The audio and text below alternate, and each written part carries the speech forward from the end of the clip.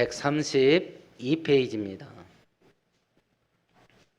1절부터 6절까지만 한 절씩 교독합니다. 여호와께서 모세에게 이르시되 너는 네가 애굽 땅에서 인도하여 낸 백성과 함께 여기를 떠나서 내가 아브라함과 이삭과 야곱에게 맹세하여 네 자손에게 주기로 한 그 땅으로 올라가라.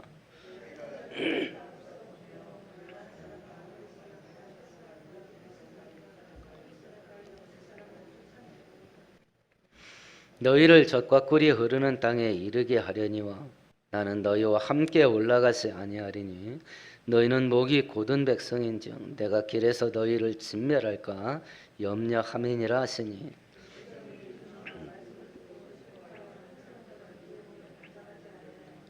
여호와께서 모세에게 이르시기를 이스라엘 자손에게 이르라 너희는 목이 곧은 백성인즉 내가 한순간이라도 너희 가운데 이르면 너희를 진멸하리니 너희는 장신구를 떼어내라 그리하면 내가 너희에게 어떻게 할 것인지 정하겠노라 하셨음이라. 아멘. 아멘. 하나님께서 출애굽기를 통해서 우리에게 교훈하시는 내용이 세 가지입니다. 첫 번째는 애굽에서 이스라엘 백성들을 구원하시는 것을 통해서 하나님께서 택한 백성들을 어떻게 구원하시는가 하는 것을 알려주시는 것이고요. 율법과 규례들을 주시면서 구원받은 백성들은 어떤 원리를 가지고 살아가야 될 거냐 이것을 알려주시기 위함입니다. 세 번째는 성막과 제사 제도를 통해서 구원받은 하나님의 자녀들이 어떻게 날마다 하나님과 함께 살고 하나님께 가까이 가고 하나님과 동행하면서 살 것이냐라고 하는 것을 알려주시기 위해서 출애굽기를 기록하십니다. 우리가 저번 주에 살펴본 것 같이 하나님께서 이런 의도로 이스라엘 백성들을 복주시기 위해서 구원해 내셨는데 이스라엘 백성들이 금송아지를 만들어 놓고 하나님을 배신하고 우상을 섬겼던 사건들을 살펴봤습니다. 이제 죄와 불순종 때문에 하나님과의 관계가 끊어졌습니다. 그래서 이스라엘 백성들은 하나님으로부터 결별 선언을 들었습니다. 결혼식으로 말하면 파혼당한 겁니다. 이스라엘 백성들이 계약을 어겼습니다. 그래서 계약을 어긴 피해 보상을 해야 됩니다. 계약을 어긴 책임을 져야 되죠. 하나님 법정에서 하나님의 법을 어긴 범죄에 대한 형량은 성경에는 딱 하나입니다. 사형입니다. 그래서 선악과를 따먹으면 정령 죽습니다. 다른 형량이 없어요. 세상 법정에서는 더 중한 죄, 가벼운 죄, 형량을 무겁게 내리는 죄, 가볍게 처리하는 죄가 구별되지만 성경에서는 모든 죄는 그냥 죄입니다. 무거운 죄, 가벼운 죄 없습니다. 그냥 죄입니다. 그래서 이스라엘 백성들은 이 우상 숭배에 참여한 모든 자들은 죽어 마땅하였는데 레위인들이 하나님 편에 서서 하나님의 심판을 감경시키는 그런 역할을 하죠. 우리가 이런 것들을 바라보시면서 오해하면 안 되는 게 야 이거 하나님 봐라 잔인하시다. 하나님은 보복하시는 하나님이다. 뭐 하나만 잘못한 거 있으면 그때그때 저주하신다. 이걸 이야기하는 게 아닙니다. 하나님을 믿지 않는 세상 사람들은 이런 구절을 읽을 때마다 하나님을 깎아내려요. 그래서 하나님은 사랑의 하나님이 아니라 저주의 하나님이다. 그래서 믿고 따를 뿐이 못 된다. 이런 공격을 많이 합니다만 성경에서 심판 그리고 하나님의 징계 이런 부분에 대한 글을 읽을 때에 하나님은 보복하시고 저주하시는 하나님이다. 이렇게 알아들으면 안 됩니다. 성경이 그걸 기록한 이유는 죄가 이렇게 무서운 거다. 죄의 무서움에 대해서 이야기하는 거지 하나님의 잔인함에 대해서 이야기하는 게 아닙니다.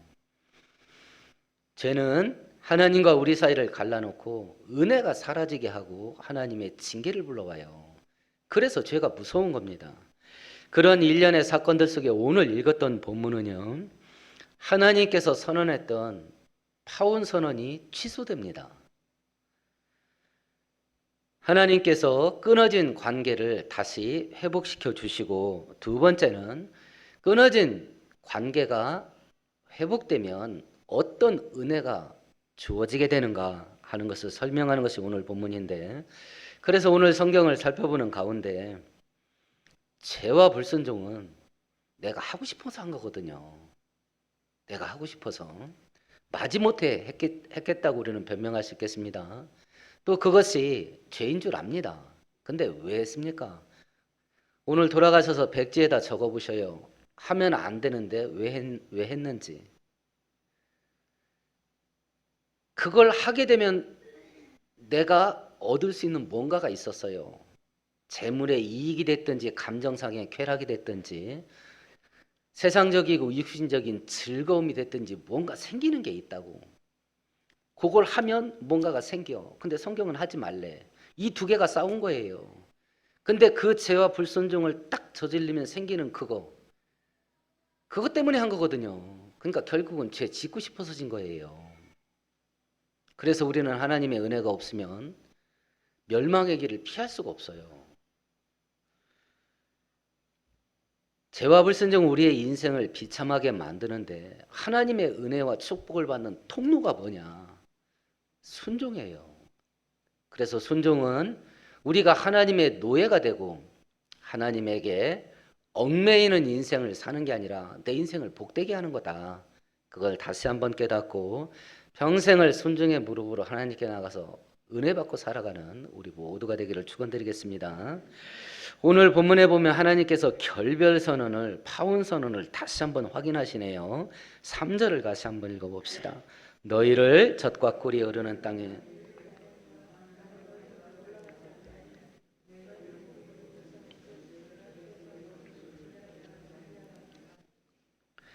내가 너희 조상 아브라함에게 약속한 땅은 내가 준다. 근데 나 너네들하고 함께 안 간다. 또 결별 선언을 하셨어요. 이유가 뭐냐? 너희들은 목이 곧은 백성이다. 목이 곧다, 뻣뻣하다, 빳빳하다. 그러니까 목을 숙일지를 몰라요. 교만이죠. 완악하고 강팍합니다. 너희들은 완악하고 강팍한 족속이라 너희들하고 내가 함께 갔다가 길 가는 도중에 내가 너희들을 전멸시킬까봐 너희들하고는 내가 함께 못 가겠다. 그러면 하나님께서 이스라엘 백성들에게 결별 선언을 했는데 이것이 심사가 뒤틀려서 하신 것인가? 아니면 이스라엘 백성들을 저주하기 때문에 결별한 건가? 아니면 그 결별 선언마저 이스라엘 백성들에게 긍휼을 주시기 위함인가? 긍휼이에요. 거룩하신 하나님과 죄 짓는 것을 즐거워하는 이스라엘 백성들이 함께 갔다 난리 납니다.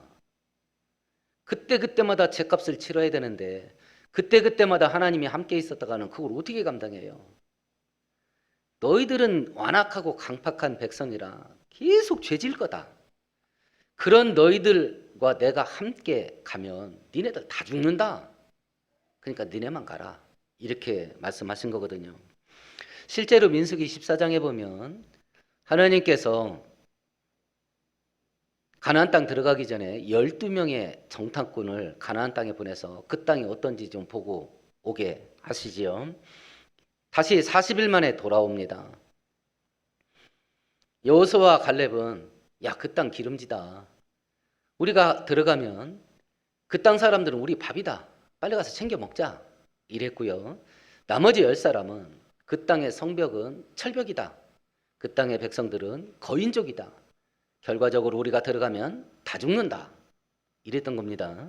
그래서 다수결로 들어가면 죽는다 하는 결론이 나오고 이스라엘 백성들은 들어가지 않았습니다. 하나님이 들어가라는데도. 그때 하나님께서 이스라엘 백성들을 책망해서 이런 말을 합니다. 내 영광과 애국과 광야에서 행한 내 기적을 보고도 이와 같이 10번이나 나를 시험하고 내 목소리를 청종하지 아니한 그 사람들은 내가 그들의 조상에게 맹세한 땅을 결단코 보지 못할 것이라. 이스라엘 백성들이 애굽에서 나와서 가나안 땅까지 입구까지 1차 도착한 이 기간이 얼마냐면 약 2년이에요. 애굽에서 나왔을 때 시내산까지 도착한 기간이 3개월입니다.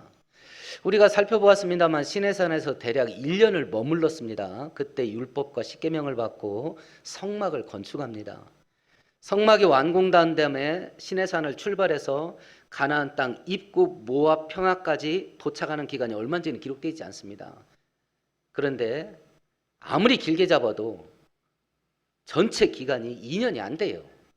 근데 2년이 안 되는 그 기간 동안 이스라엘 백성들이 하나님을 몇 번 배신했다 그래요? 10번 했답니다.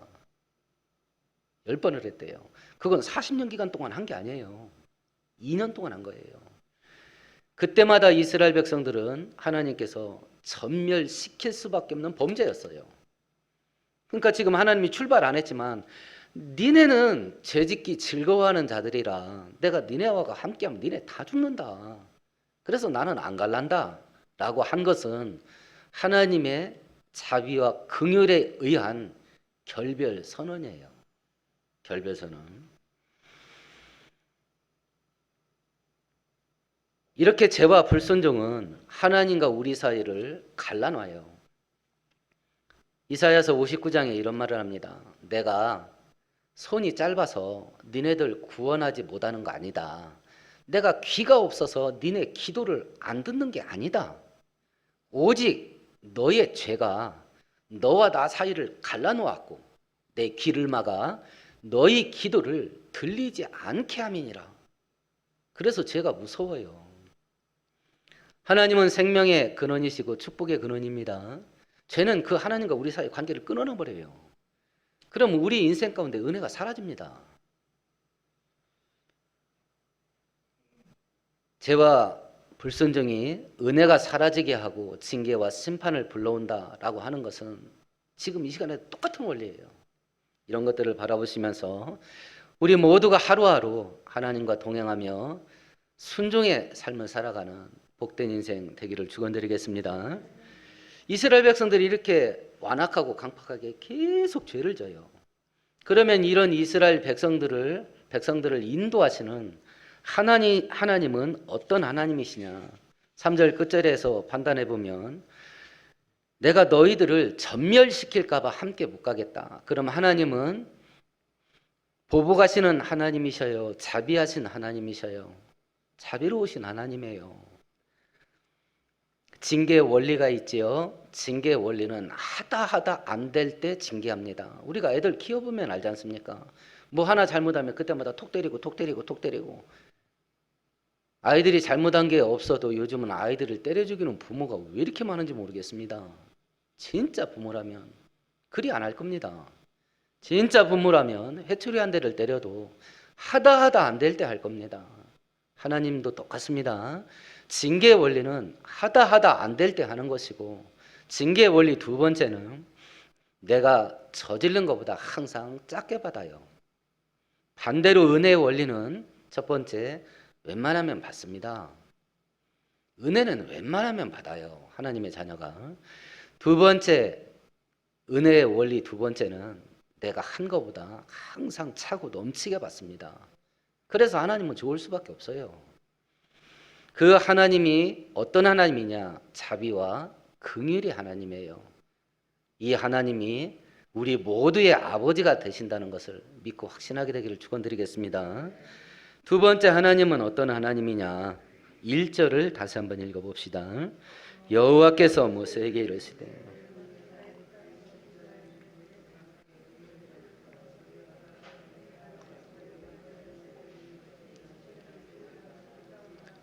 지금 이스라엘 백성들은 계약을 파기했어요. 그래서 하나님께서 아브라함에게 약속하신 네 자식들 후손들에게 저 가나안 땅 주고 그리고 네 후손들을 내가 축복하마 라고 한 약속 안 지켜도 됩니다. 계약은 사람이 어겼기 때문에 그렇습니다.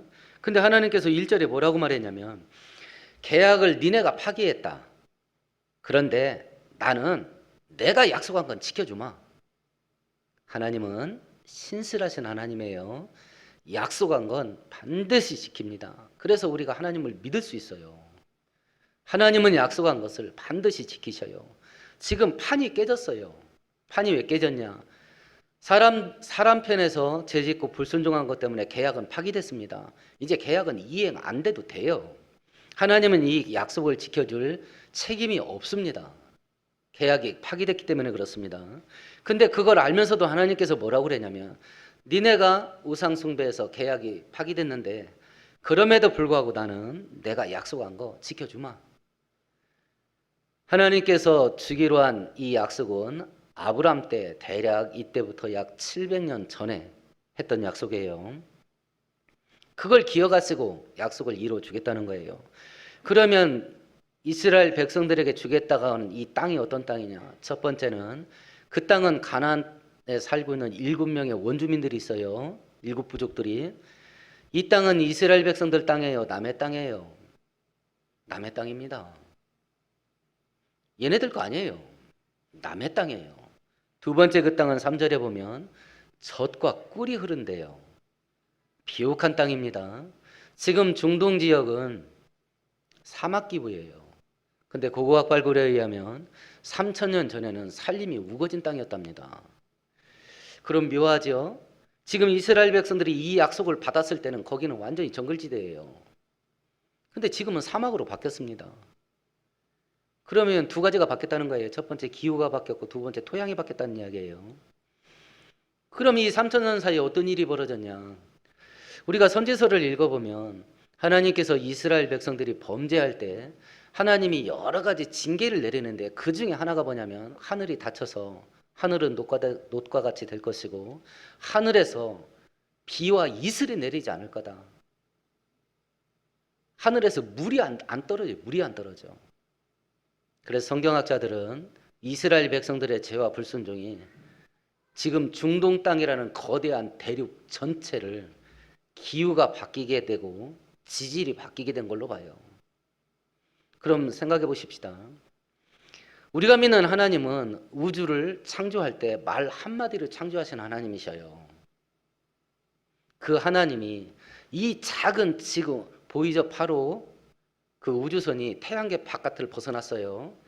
태양계 바깥을 벗어나면서 지구를 촬영해서 보낸 사진 혹시 신문에서 보신 적 있는지 모르겠는데요. 어떻게 찍혔습니까? 점 하나로 딱 찍혔어요. 점 하나로. 고작 태양계 바깥에서 지구를 봐도 점 하나예요. 그러면 이 땅에 수천억 개의 은하가 있다고 그러는데 우리 은하에서 지구를 보면요. 더 확장해서 우주에서 지구를 보면요. 그러면 이 작은 지구 하나 우리 눈에 보기에는 거대한 대륙이지 중동이라는 거대한 대륙인데 여기 기후 하나 바꾸는 건 하나님께서 아무것도 아니에요. 이걸 거꾸로 생각해 보십시다. 지금 불경기예요.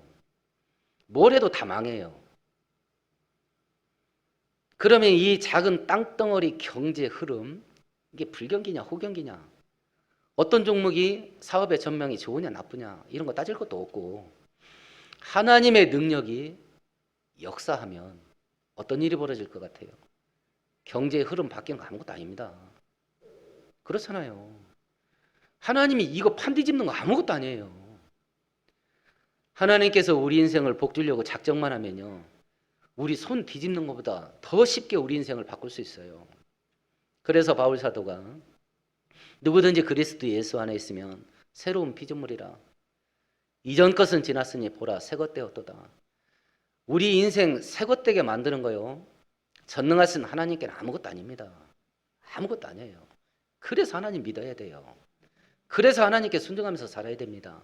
그것이 우리의 인생을 복되게 하는 가장 빠른 길이에요. 가장 빠른 길. 왜냐하면 하나님은 신실하시거든요. 내가 너희들 구원하고 인도하고 지킨다. 내가 너희들 필요한 거 채우고 공급한다. 기도해라. 응답하마. 너희들이 약할 때 내가 힘줘서 승리하게 하마. 약속이 있잖아요. 약속이. 우리가 하나님을 믿고 의지하면 하나님은 그 약속 반드시 지킬 겁니다. 그래서 올 1년 경제가 어떻게 가든지 주변 상황이 어떻게 꼬이든지 하나님은 그것을 넉넉하게 풀어 헤칠 수 있는 전능하신 하나님, 약속을 반드시 지키는 신실한 하나님을 믿으세요. 세 번째 하나님은 어떤 하나님이시냐면 2절인데요. 같이 읽어보십시다. 내가 사자를 너보다 앞서 보내.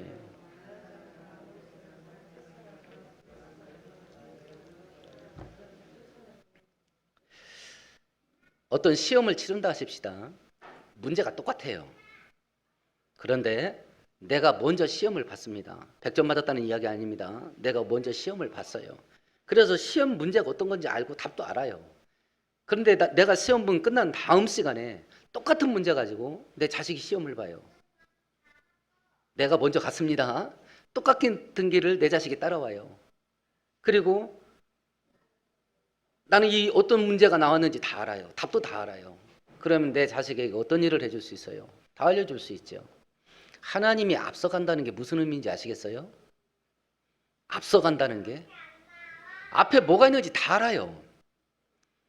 하나님께서 앞서가신다라는 것을 성경을 읽다 보면 굉장히 자주 나와요. 이 문장이요.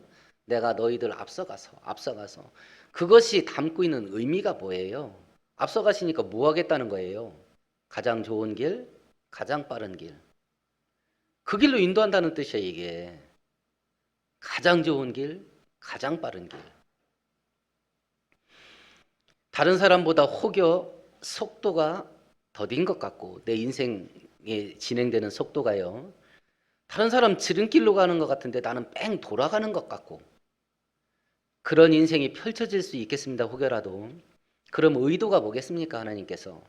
내가 딱 봐도 다른 사람보다 내가 늦어. 내가 딱 봐도. 그런 길로 나를 인도하시는 이유가 뭐겠습니까?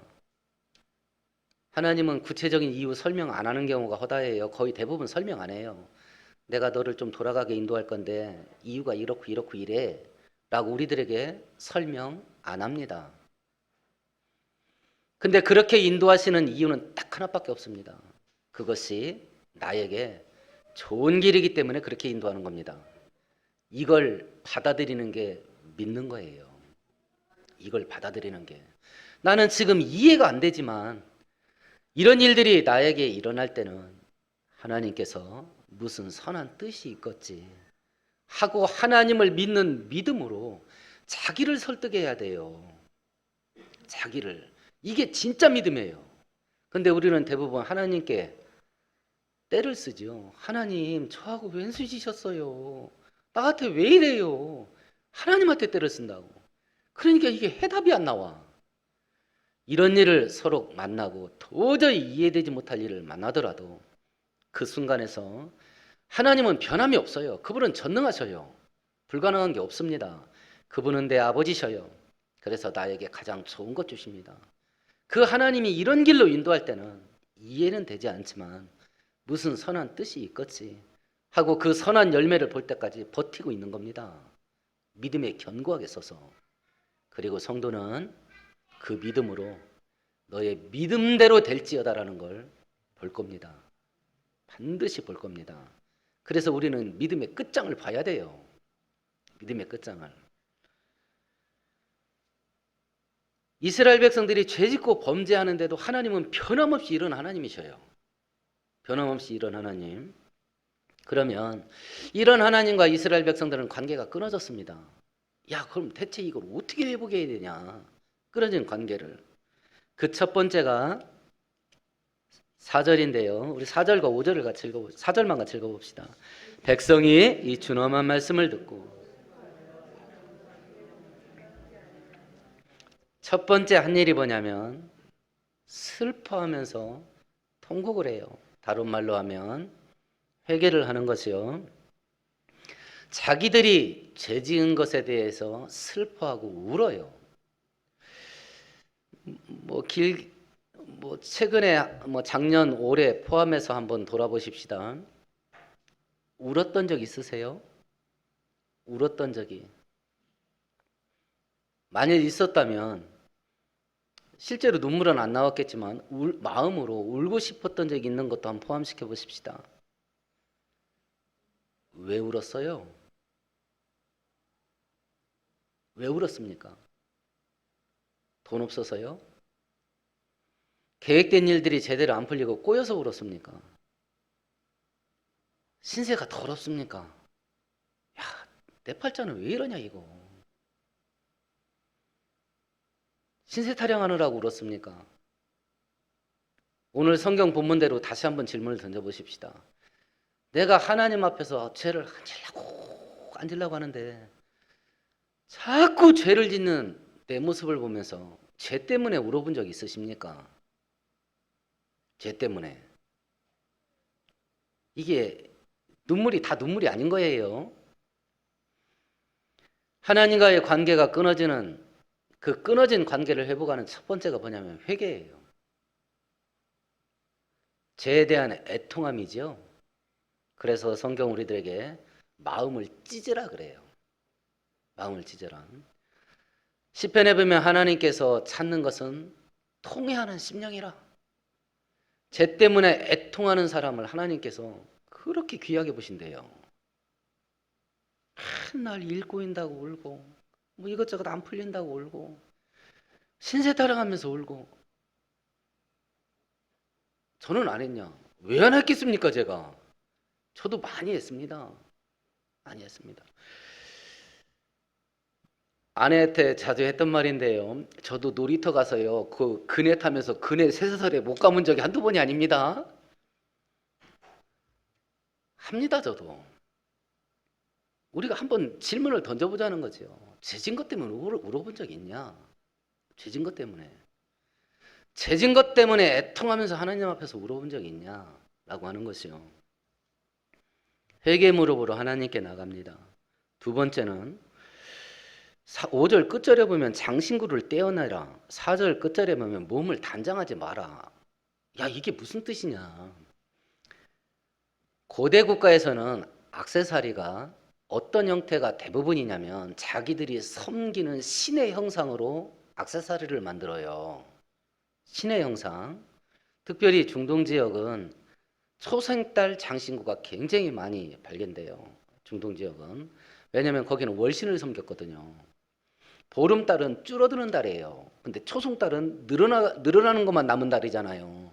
그래서 번영의 상징으로 초승달 장신구가 굉장히 많은데 성경학자들은 그걸로 봐요. 이 사람들이 애굽에서 살 때, 애굽은 다신교 국가잖아요. 뭐 곤충까지도 신으로 섬기니까 그런 형상들을 장신구로 만들었고, 이스라엘 백성들이 애굽을 탈출할 때에 마지막 10번째 재앙, 초태생들이 전부 죽는 재앙 때에 한밤중에 그 10번째 재앙이 터졌거든요. 그러니까 애굽 왕과 애굽의 백성들이 이스라엘 백성들을 언제 나가라고 그랬어요?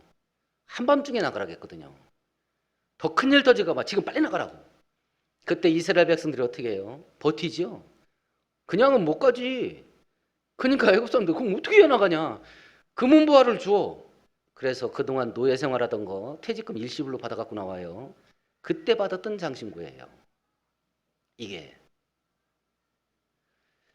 세상에서 돈 많이 버는 거 꼭 좋은 일이 아닐 수도 있습니다. 꼭 좋은 일이 아닐 수도 있어요. 늘 몸에 붙이고 있는 것이 우상 숭배했던 것들을 몸에 붙이고 있는 거예요. 그러면 거기에 마음이 열려요. 얼마나 귀할 거예요. 그게 금덩어리인데 다.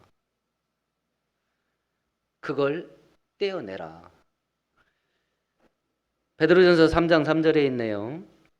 너희 단장은 머리를 꾸미고 금을 차고 아름다운 옷을 입는 외모로 하지 말고 오직 마음에 숨은 사람을 온유하고 안정한 심령에 썩지 않을 것을 하라. 이는 하나님 앞에서 값진 것이라. 첫 번째는 우상 숭배에 관련된 비록 금은 보아 값진 것이지만 그걸 니네에게서 떼어내라. 떼내라. 아무리 귀한 거라도 우리를 죄로 인도하는 것들은 잘라내는 겁니다. 이 시대는 경제시대고 금융시대고 황금시대예요. 이거 잘라낼 수 있겠나? 현대 기독교인들이. 쉽지 않겠죠. 근데 성경은 뭐라고 말하냐면 아무리 금은보화 보석 다이아 반지라 하더라도 그것이 너를 죄로 인도한다면 포기해라. 버려라. 이걸 확대하신다면 베드로전서 3장에서 말한 것 같이 성도의 단장은 특별히 여자 성도한테 한 말입니다. 머리를 꾸미고 금을 차고 아름다운 옷을 입는 거 이런 걸로 하지 말고 마음에 우리의 심령을 아름답게 가꾸는 것이 성도의 마땅한 바니라. 그럼 성도들은 전부 몸빼바지 월남치마만 입고 다니는 거냐? 그래야 되는 거냐 이거. 죄된 것 자르라 하는 게 1차적인 이유입니다. 왜냐하면 그건 우상 숭배에 연관된 것이기 때문에 그렇습니다. 이걸 확대하면 명품 가방, 명품 옷, 명품 액세서리 이 부분을 어떻게 할 거냐. 그런 거 사서 누릴 수 있는 형편 되시면 하세요. 근데 저도 잊지 마세요. 10개 살 때 하나씩은 하시라고 저한테. 저도 잊지 마세요. 하세요. 그런데 그런 걸로 내 자신을 드러내고 꾸미는 것에 대한 관심이 하나님께 쓰는 관심보다 더 크거나 많다면 외모 우상 숭배예요. 그래서 성도들은 유행을 두세 발짝 뒤따라가는 게 좋아요. 맨날 보면서 뭐 신상 나온 거 있냐 없냐 이거 하려면 신경을 온통 거기다 써야 돼. 오늘 새로운 하나님의 말씀이 있냐 없냐 그렇게는 성경 안 뒤지잖아요. 그렇게는 안 하지 않습니까? 그래서 우리들은 이 시대의 삶의 문화 자체가 하나님 앞에서 제대로 신앙생활을 할 수 없는 문화예요. 우리가 깨어있지 않는다면 이 시대의 삶의 형태 자체가 하나님께 복을 받을래 받을 수 없는 형태예요. 그러면 이런 세상이 덩어리로 굴러가고 있는데 우리가 그 물결 따라 흘러가고 있다고요. 이거 어떻게 신앙생활 해야 되겠냐? 어떻게? 진짜 깨어 있어야 됩니다. 진짜로. 하나님을 우리의 인생의 중심 삼으면서 매일 깨어서 살지 않으면 이스라엘 백성들이 빠졌던 이 죄에 그냥 뚝 떨어지는 거예요. 우리의 마음을 하나님으로부터 멀어지게 만드는 모든 것들을 예수의 이름으로 결박하고 우리의 인생의 중심을 하나님으로 삼고 사는 우리 모두가 되기를 축원드리겠습니다. 첫 번째는 회개하는 겁니다. 통곡하고 애통하며 회개하는 것이고, 두 번째는 무엇이냐면 하나님께 기도하는 것인데 우리 12절만 같이 읽어보십시다. 모세가 여호와께 아뢰되 보시옵소서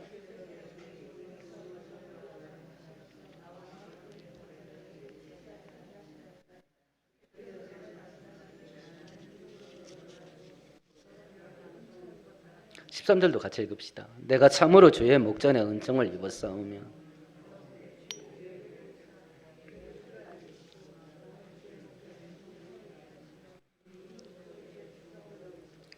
첫 번째는 회개의 무릎으로 나갑니다. 두 번째는 은혜를 구합니다. 13절에 보면 두 개의 은혜를 보여주네요. 첫 번째는 갈 길을 보여주십시오. 하나님이 같이 안 간다니까. 갈 길을 보여주십시오. 13절 끝절에 보면 하나님께서 결별 선언하신 이 백성을 다시 하나님 백성 되게 해주십시오. 은혜를 구합니다. 첫 번째는 회개하고 두 번째는 은혜를 구해요. 계약 파기를 사람이 했기 때문에 하나님께서 계약 파기된 것을 취소해 주지 않으면 복원될 길이 없어요. 복원될 수가 없습니다. 그러면 이 시대에 우리는 어떻게 할 거냐? 똑같습니다. 죄와 불순종을 목사인 저도 저지릅니다. 하나님과의 관계가 끊어집니다. 은혜는 사라지고 징계만 남습니다. 그러면 이 끊어진 관계를 어떻게 복원할 거냐? 똑같은 원리입니다. 첫 번째는 회개의 무릎으로 나갑니다. 두 번째는 은혜를 구하는 겁니다. 다시 엮어달라고. 은혜를 구하는 겁니다. 하나님께서 은혜를 구하는 모세에게 뭐라고 말하니 14절에 내가 친히 가리라. 알았어. 나도 갈게. 두 번째, 내가 너를 쉬게 하리라. 평안케 하리라. 마태복음 11장 28절에 수고하고 무거운 짐진 자들아 다 나에게 와라.